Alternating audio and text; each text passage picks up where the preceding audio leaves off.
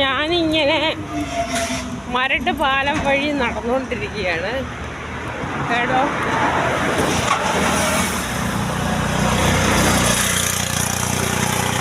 ഇനി ഞാനൊരു 6 കിലോമീറ്റർ നടക്കാനാണ് പരിപാടി.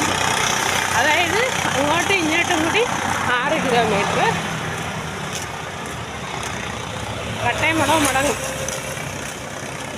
അപ്പം നമ്മളിങ്ങനെ ഇവിടെ ഒരു ലുലു മാളിൻ്റെ സെൻറ്ററുണ്ട്, അതുവഴിയാണ് നടന്നുകൊണ്ടിരിക്കുന്നത്. ഓക്കേ,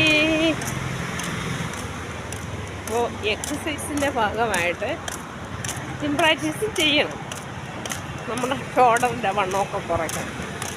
ഫുഡ് കൺട്രോളിലാണ് കേട്ടോ, കുറച്ച് ഫുഡേ ഇപ്പോൾ കഴിക്കാറുണ്ട്. എന്നെക്കാളിന് ഡബിൾ മടങ്ങ് ഫുഡ് കഴിക്കുന്നവരൊന്നും തടി വെക്കുന്നില്ല, ഞാൻ മാത്രം തടി വെക്കും.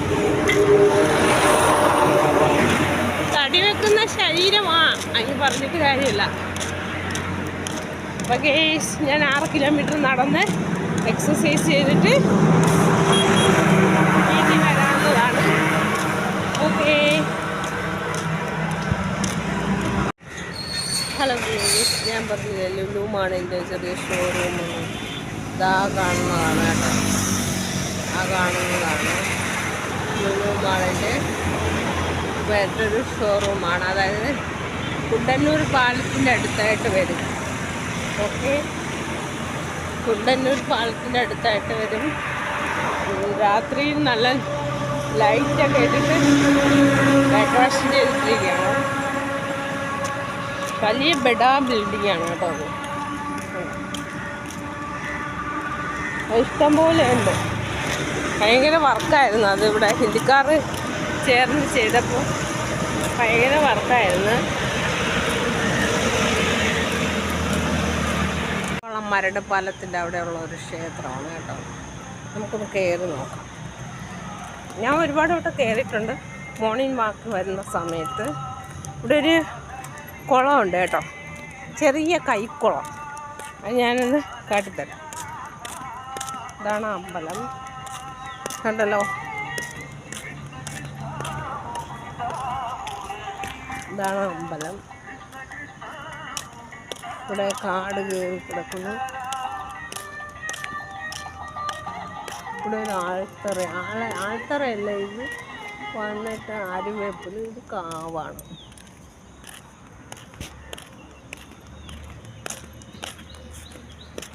ഞാൻ നമ്മുടെ കൈക്കുളം കാണിച്ചു തരാം കേട്ടോ.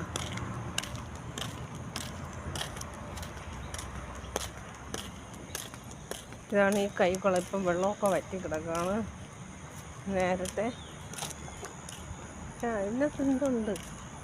തവളയാണോ മീനാണോ? നാറുന്നുണ്ട് കേട്ടോ. ആമ്പലൊക്കെ ഉണ്ടായിരുന്ന കുളമാണ്. കണ്ടോ, 2-3 ആമ്പൽ നിൽക്കുന്നുണ്ട്. ഇത് കൈക്കുളമാണ്.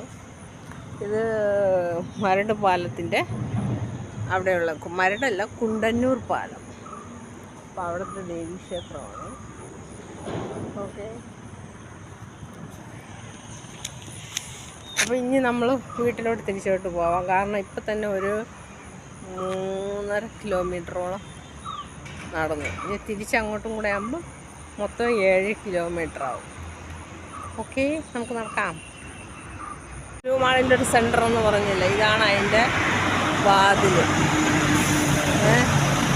ഈ വഴിയാണ് കയറുന്നത്. അപ്പോൾ ഒരു സെക്യൂരിറ്റി ചേട്ടൻ അവിടെ നിന്ന് ചിരിക്കുന്നുണ്ട്. പിന്നെ ഇതാണ് നമ്മൾ പറഞ്ഞ എൻട്രൻസ്. ഓക്കെ, അപ്പോൾ ഞാൻ തിരിച്ച് ഒരു 5 കിലോമീറ്റർ നടന്നു കഴിഞ്ഞ് ഇനി 1.5 കിലോമീറ്റർ കൂടെ നടന്നാൽ അത്. ഇപ്പോൾ നേരം വിളിക്കും. ചെറിയൊരു കൈത്തോട്, അവിടെ ബോട്ടുണ്ട്. ഈ എറണാകുളം സിറ്റി മുഴുവൊക്കെ കായലാണ്. ഇപ്പോൾ ഞാൻ ഒരു ക്ഷേത്രം കാണിച്ചില്ലേ, അവിടെ ഒരു വഴക്ക് കഴിഞ്ഞിട്ട് ഇറങ്ങിയുള്ളൂ. കാരണം ഞാൻ അവിടെ നിന്നു, എന്തിനാ അവിടെ നിന്ന് ചോദ്യം ചെയ്തു. ഞാൻ വിട്ടില്ല. ആ സ്ത്രീയോട് ഞാൻ പോരിട്ട് നിന്നു.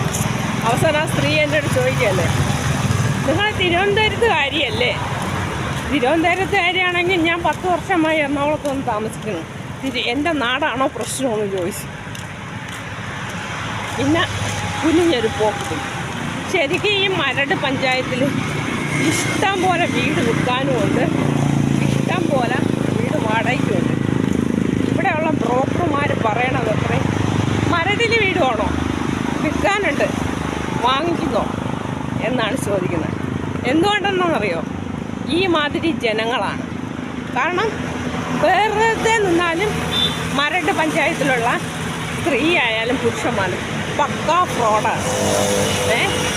പക്കാ ഫ്രോഡാണ്. കാരണം വെറുതെ മെക്കിട്ട് കയറാൻ പറ്റും. നമ്മളെവിടെയെങ്കിലും നിന്നാൽ തന്നെ ഇപ്പം അന്യനാട്ടിൽ നിന്ന്, അതായത് മലയാളികൾക്ക് പോലും എറണാകുളം സിറ്റി ജീവിക്കാൻ പറ്റുന്നില്ല. കാരണം ഈ എറണാകുളത്തുകാരായ സ്വാർത്ഥ സ്വഭാവക്കാർ ഈ മറ്റ് സംസ്ഥാനത്തിലുള്ള തൊഴിലാളികളെന്ന് പറഞ്ഞാൽ ഹിന്ദിക്കാരും തമിഴന്മാരും എല്ലാം ഇവിടെ ഉണ്ട്. അപ്പോൾ അവരുടെ സ്ഥിതി എന്തായിരിക്കും? ഈ മലയാളിയായ തിരുവനന്തപുരത്തുകാരിയായ എൻ്റെ അവസ്ഥ ഇങ്ങനെയാണെങ്കിൽ ആ അന്യ സംസ്ഥാനത്തിലുള്ള ആൾക്കാരുടെ അവസ്ഥ എന്തായിരിക്കും? അപ്പം ഞാനത് മനസ്സിലാക്കാൻ പറ്റുന്നത് ഇവിടെ പ്രത്യേകിച്ച് മരടിൽ ഫ്രോഡ് ഗുണ്ടായിസം, ഫ്രോഡ്, വഴക്കാളികൾ, അതാണ് ഈ മരട് പഞ്ചായത്തിലുള്ള കുറേ ജനങ്ങൾ. കണ്ടമാന വസ്തുക്കളും വീടുകളും ഒഴിഞ്ഞു കിടക്കുകയാണ്. ആരെയും ഇവർ താമസിക്കാൻ സമ്മതിക്കില്ല. മറ്റ് വയറ്റിലേക്ക് അങ്ങോട്ട് കുഴപ്പമില്ല കേട്ടോ, ഞാൻ അവിടെ താമസിക്കുന്നു, കുഴപ്പമില്ല. പക്ഷേ ഈ മരട് പഞ്ചായത്ത് ഒക്കെ ക്രിമിനലുകളാണ് ഇപ്പോൾ പൊതുവേ പറയുന്നുണ്ടോ അത്. അപ്പോൾ ഒരു വഴക്ക് കഴിഞ്ഞിട്ട് വന്നതാണ്. ഞാൻ ട്രിവാൻഡ്രത്തുകാരിയായി പോയി, അതുകൊണ്ട് അവിടെ നിൽക്കാൻ പാടില്ല എന്ന്. ഞാൻ പിന്നെ നീ ഒരു കാര്യം ചെയ്യും, ക്ഷേത്രമല്ലേ, ട്രിവാൻഡ്രത്തുകാർക്കും അന്യ സംസ്ഥാനക്കാർക്കും ഈ ക്ഷേത്രത്തിൽ പ്രവേശനമില്ല, നീ അവിടെ ഗേറ്റിൻ്റെ വാതിൽ തൂക്കാൻ പറ്റും. അവസാനം അവൾ തോറ്റ് തുന്നമ്പാടി പോയി. ഗെയ്സ്, എന്താ ജനം! മറ്റു നാട്ടിലുള്ളവർക്ക് ജീവിക്കാൻ പറ്റില്ല, വസ്തു വാങ്ങിച്ച് ജീവിക്കാൻ പറ്റില്ല. ഇവരുടെയൊക്കെ മുമ്പേ വ്യക്തി സ്വാതന്ത്ര്യം അടിയറ വയ്ക്കണം. പക്കാ ബാസ്റ്റിക്കുകളാണ്.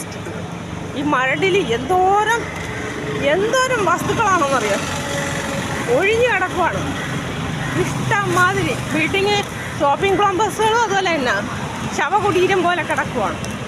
കാരണം അങ്ങനെയാണ് ഇവിടെയുള്ള ജനങ്ങൾ, പൊറുക്കാൻ സമ്മതിക്കില്ല.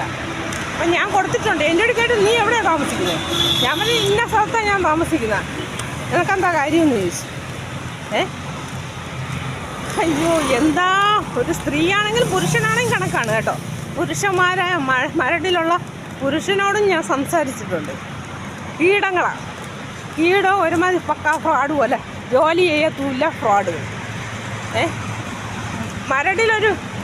ഒരുത്തനോട് ഇന്നലെ സംസാരിച്ചുള്ളൂ. എൻ്റെ ഒരു ഫാൻ മെക്കാനിക്കിനോട് ഫാന് നന്നാക്കാൻ കൊണ്ടു കൊടുക്കാൻ. അവനും കള്ളു കുടിച്ച് പൂസായിരിക്കുകയാണ്. അവന് പണിയെടുക്കാൻ താല്പര്യമില്ല. ഇപ്പോൾ വരുന്ന മിഷനറികളാം എന്തെന്ന് തകരമാണ്, കള്ളു കുടിച്ച് പൂസായി നടക്കണവൻ. അതോടുകൂടെ വിട്ടു. അതും മരടിലുള്ളതാണ്. അതുകൊണ്ട് എൻ്റെ ജീവിതാനുഭവം വെച്ച് പറയാം, മരടിലുള്ള എല്ലാം പക്കാ ഫ്രോഡുകളാണ്. ഇതിൻ്റെ ഇടയിൽ നല്ലവരുണ്ടായിരിക്കും, പക്ഷേ ഈ മാതിരിയുള്ള തെണ്ടികൾ ചീത്തപ്പേരുണ്ടാവും.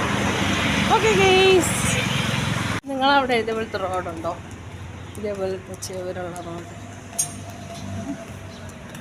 ഇവിടെ കൂടി ഇങ്ങനെ അധികം താമസമൊന്നുമില്ല, ഇങ്ങനെ ഫ്രീയായിട്ട് നടക്കാം.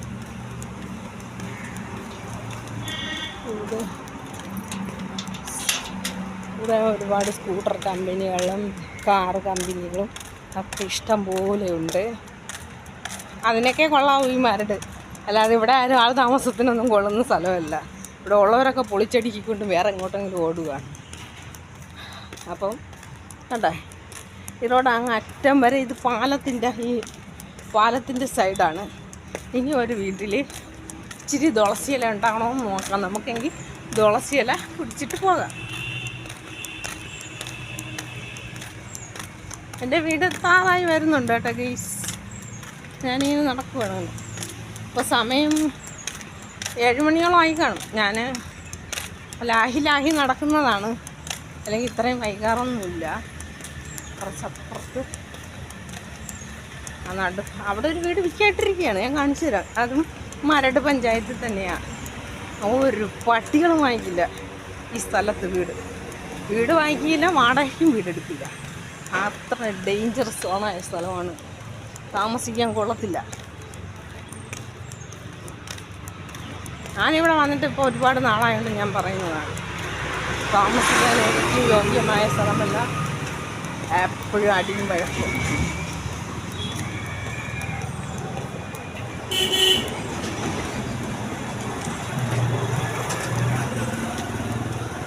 ഞാൻ പറഞ്ഞില്ലേ ആ വീടാണ് വിൽക്കാനിട്ടിരിക്കുന്നത്. ഉണ്ടാ വർഷക്കണക്കായി ഈ വീട് വിൽക്കായിട്ടിട്ട്, എൻ്റെ അറിവിൽ ഈ വീട് വർഷക്കണക്കായി വീട് വിൽക്കാൻ. അപ്പം ഇത്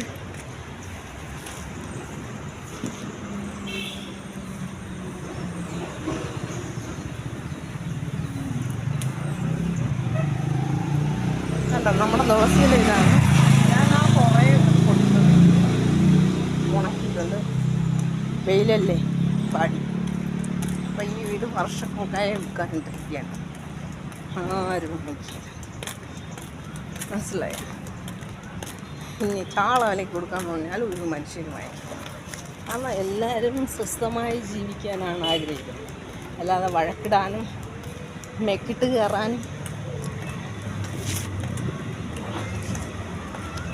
കയറാനുമല്ല. നമ്മളെ പുഴ എത്തിക്കഴിഞ്ഞു. വേസ്റ്റ് ഒന്നും ഓട്ടക്കകത്താണ് വേസ്റ്റ് ചെയ്യുന്നത്.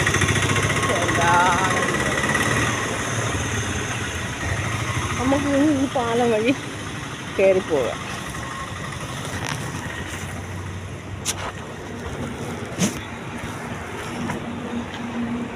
നമ്മുടെ വയറ്റിലെ പാലത്തിൻ്റെ അടിഭാഗമാണിത് കേട്ടോ.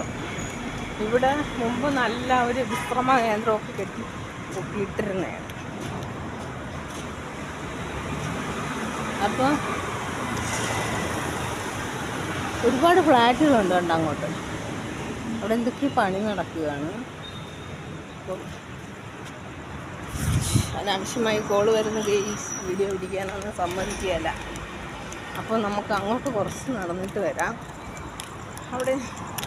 ഇവിടെയൊക്കെ മുമ്പ് നല്ല ഇരിക്കാനൊക്കെ നല്ല ഭംഗിയായിട്ട് കെട്ടിയിട്ടിരുന്നതാണ്. ഇവിടെയൊക്കെ കസാരയൊക്കെ ഉണ്ടായിരുന്നു. ഇപ്പോൾ ഇവിടെ പണി നടക്കുവാണ്. എന്തിൻ്റെ പണി നടക്കുക? നമ്മളെ കായൽ അഴുക്ക് വേസ്റ്റ് അടിച്ച് കൂട്ടണണ്ട.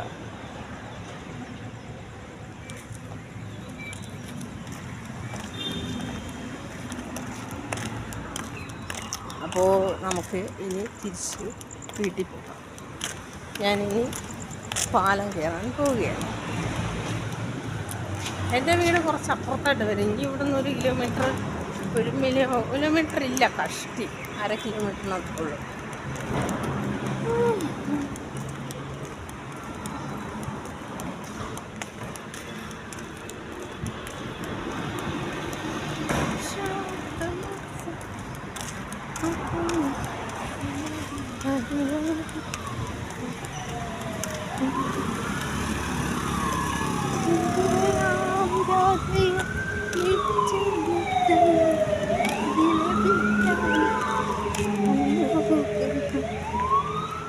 ആംബുലൻസ്, രാവിലെ തന്നെ ആംബുലൻസ് കേസ്. ഏറ്റവും കൂടുതൽ ആംബുലൻസ് ഓടുന്ന സെൻ്ററാണ് ഈ വൈറ്റില ജംഗ്ഷൻ, കൊണ്ടന്നൂർ പാലം. കാരണം ലക്ഷോറുണ്ട്, ഹോസ്പിറ്റൽ, വെൽകെയർ ഹോസ്പിറ്റലുണ്ട്, അടുത്തടുത്ത് ഹോസ്പിറ്റലാണ്. അതുകൊണ്ടാണ് ഞാൻ ഇവിടെ വന്ന് കേട്ടോ, ഈ കൽപ്പടി കൂടെയാണ് ഞാൻ കയറി പോണത്. ഈ ഡേഞ്ചർ. ഇങ്ങോട്ട് വന്നപ്പോൾ ഇതില്ലായിരുന്നു. അയ്യോ, ഒരു വയറും കമ്പി കിടക്കും. ഞാൻ എങ്ങനെ കയറിപ്പോ? ഷോക്കടിക്കുമോ? വേറെ സ്ഥലത്തൂടി കയറിപ്പോ. തലയിൽ തട്ടല്ലേ? 1,00,000 ഫോളോസിൻ്റെ ഗൃഹനാഥയാണ് ഞാൻ. കയറി. അപ്പം ഹോസ്പിറ്റലുകളും കോളേജൊക്കെ ഇവിടെ അടുത്തായതുകൊണ്ടാണ് ഞാൻ ഇവിടെ താമസിക്കുന്നത്. പിന്നെ മാർക്കറ്റ്, മീൻ സെൻ്റർ ഇവിടെ അടുത്തടുത്തുണ്ട്. അപ്പോൾ നമ്മളവിടെ കണ്ട കയറ് കൂട്ടിക്കൊണ്ട് ഇലക്ട്രിസിറ്റിക്കാർ വന്ന് ശരിയാക്കാനുള്ളതാ.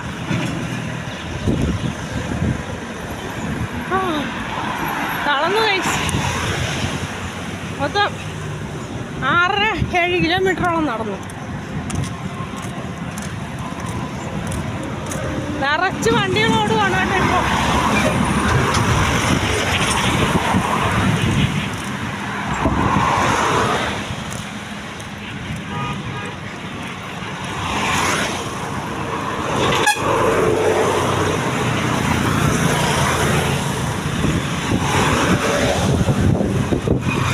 നമ്മുടെ കായൽ കണ്ടോ,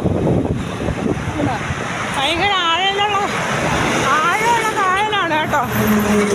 ഭയങ്കര ആഴവും ഡേഞ്ചറും ഒരുപാട് ചുഴികളുള്ളതാണ്. ഇവിടെ വീണ തിരിച്ച് കിട്ടത്തില്ല ആളെ. ഒരിടം പൊന്തത്തില്ല, ചെളിയിലങ്ങ് തന്നു. കാരണം ഇത് ബണ്ട് റോഡാണ്, ബണ്ട് കായൽ ഒരുപാട് ചെളിയുള്ള. അതുകൊണ്ട് വർഷത്തെ കണ്ടോ സൂര്യൻ കണ്ടോ, സൂര്യൻ. പിന്നെ വർഷങ്ങൾക്ക് മുമ്പ് ഈ കായലിൽ ചാടി ചത്തവർ അനാഥപ്രേതം പോലെ അലയുന്നുണ്ട്.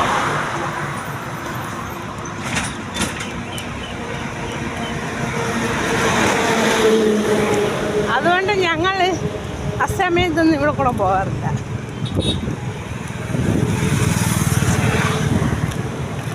തളർന്നു ഗെയ്സ്, ഇവിടെ കുറച്ച് നേരം നിൽക്കട്ടെ. അയ്യോ, ഒരു എൻജോയ്മെൻറ്റ് ഈ മോർണിംഗ് വാക്ക് നടക്കുമ്പോൾ ഒരു എൻജോയ്മെൻറ്റ്, കുറച്ച് ഡിസ്റ്റൻസും കിട്ടും. കുറച്ച് ഡിസ്റ്റൻസ് ഈ നാടെന്താണ്, ഈ ആൾക്കാരെന്താണെന്നൊന്നും അറിയാൻ പറ്റും. മനസ്സിലായോ? എവിടെ ഏത് നാട്ടിൽ പോയാലും നമുക്ക് ജീവിക്കാനുള്ള സ്വാതന്ത്ര്യം നമ്മളെ ഇന്ത്യൻ ഭരണകൂടം അനുവദിച്ച് തന്നിട്ടുള്ളതാണ്. നമ്മളെ ആത്മാഭിമാനവും നമ്മുടെ സ്വാതന്ത്ര്യമൊന്നും ആർക്കും അടിയറവ് വയ്ക്കാനുള്ളതല്ല. വായിൽ നാക്കുണ്ടെങ്കിൽ എവിടെയും പരിഗണിച്ച് സംസാരിച്ച് ക്ലിയർ ചെയ്ത് ജീവിക്കാവുന്നതാണ്. ആരും എവിടെ പോയാലും ഭാഷ ഒന്ന് മാത്രം അറിയണം. അല്ലെങ്കിൽ ഉണ്ടല്ലോ ഇതുപോലുള്ള എല്ലാ നാട്ടിലും ഉണ്ടാവും, ഈ നാട്ടിൽ മാത്രമല്ല എല്ലാ നാട്ടിലും ഉണ്ടാവും. സംസാരിക്കാനുള്ള സാമർഥ്യം നല്ല കഴിവുണ്ടെങ്കിൽ നമുക്ക് എവിടെ വേണമെങ്കിലും ജീവിക്കാം. അല്ലെങ്കിൽ കയറി വന്ന് ഇങ്ങനെ ചെയ്തിട്ട് പോകും. മനസ്സിലായോ? അപ്പോൾ അതുകൊണ്ട് നമ്മൾ വിച്ചും കെയർഫുള്ളായിട്ട് സമൂഹത്തിൽ ജീവിക്കണം. അപ്പോൾ ഞാൻ വീട്ടിലോട്ട് നടന്നുകൊണ്ടിരിക്കുകയാണ്. അടുത്ത കരിങ്കൽ പടികളാണ് കേട്ടോ. അടുത്ത കരിങ്കൽ പടികൾ ഉണ്ടല്ലോ. നല്ല പൂമത്ത പോലെ കിടക്കുന്നതിനകത്ത് ഇങ്ങനെ നടന്നു കണ്ടല്ലോ.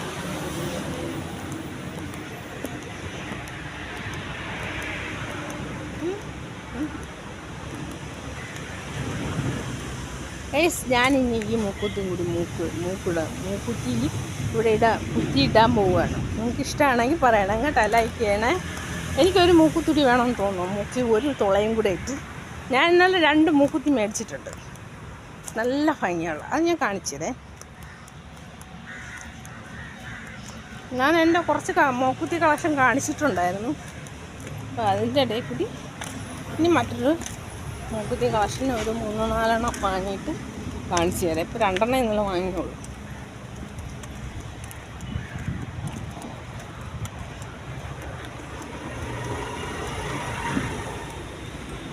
അന്യ സംസ്ഥാന ജനങ്ങൾ നമ്മളെ നോക്കി ചിരിക്കുക, സ്മൈൽ ചെയ്യും. നമ്മൾ ചിരിക്കത്തില്ല. കാരണം അവർ ഹിന്ദിക്കാരും നമ്മൾ മലയാളികളെന്ന് പറഞ്ഞ് ചിരിക്കത്തില്ല. എന്നാൽ മനസ്സിൽ അവർ ചിരിക്കും. നമ്മളെ അങ്ങനെ ചിരിക്കാൻ പോകില്ലെന്നേ ഉള്ളൂ, മനസ്സിൽ ചിരിച്ചു പോകും. കാരണം അവരും മനുഷ്യരാണ്. ഒരു ജോബിന് വേണ്ടിയിട്ട് ഇവിടെ വന്ന് നിൽക്കുന്നതാണ്. കാശുണ്ടാക്കി അവർ നാട്ടിൽ അതിന് വാടക വീടെടുത്ത് താമസിക്കും. നടക്കുകയാണ്. വീടെത്താറായി വരുന്നുണ്ട്.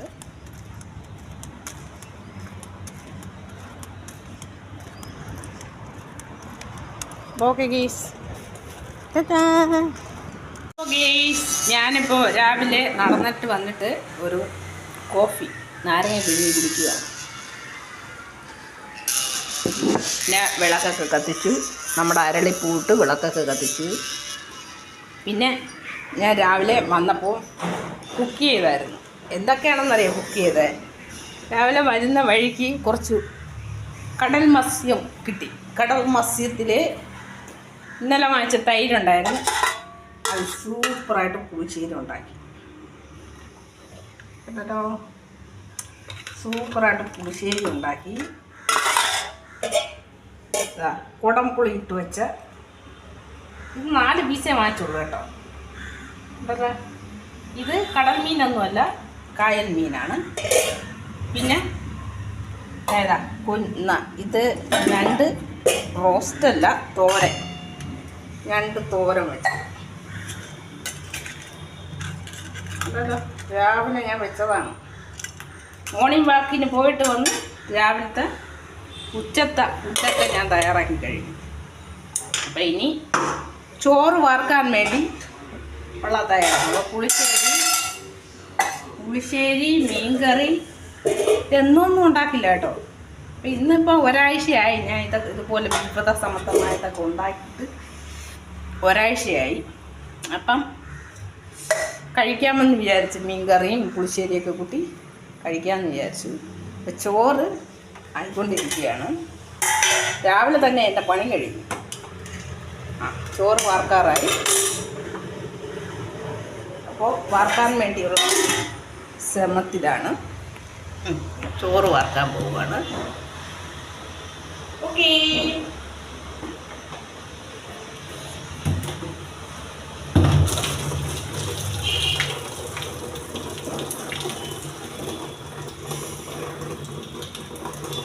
സൂക്ഷിച്ച് വാർത്തില്ലെങ്കിൽ സൗന്ദര്യമെല്ലാം നഷ്ടപ്പെട്ട് ഫ്ലക്സായി തീരുന്നതാണ്.